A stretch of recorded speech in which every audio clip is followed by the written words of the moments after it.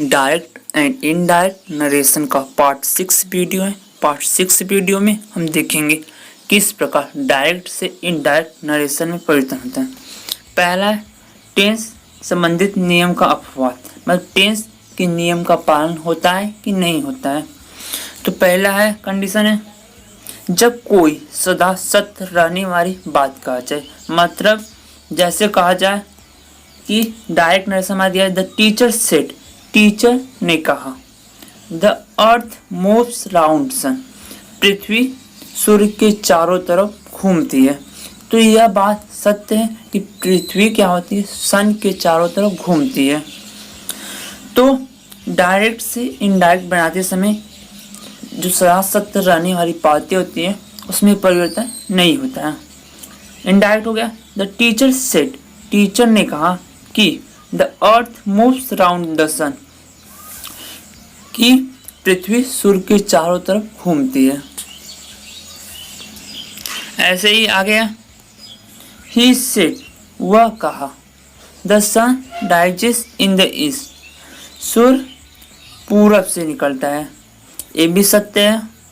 तो indirect narration करेंगे he said that the sun rises in the east.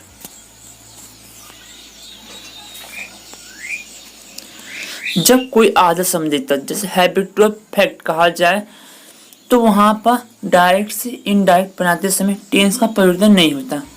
Hari said to Ravi, हरी ने रवि से कहा डॉग्स बार्क्स एज स्ट्रेंजर, कुत्ते अजनबियों पर भौंकते हैं।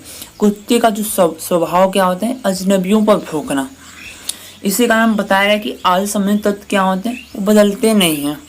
तो हरी टोल्ड राजू, क्योंकि यहाँ पर क्या है सेड टू के बाद यहाँ पर रवि ऑब्जेक्ट है, इसी का यहाँ टोल्ड हो गया।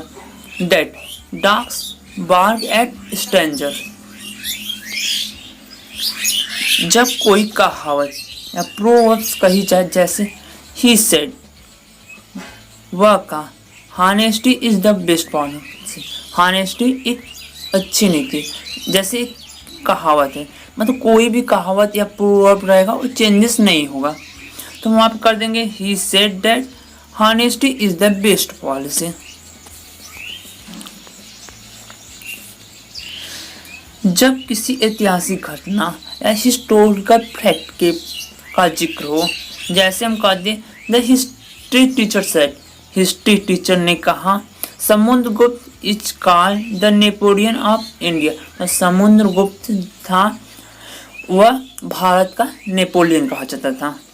ये क्या है, हमारी ऐतिहासिक घटना है। The history teacher stated that Samudragupta is called the Napoleon of India, Samudragupta Bharat का नेपोलियन है।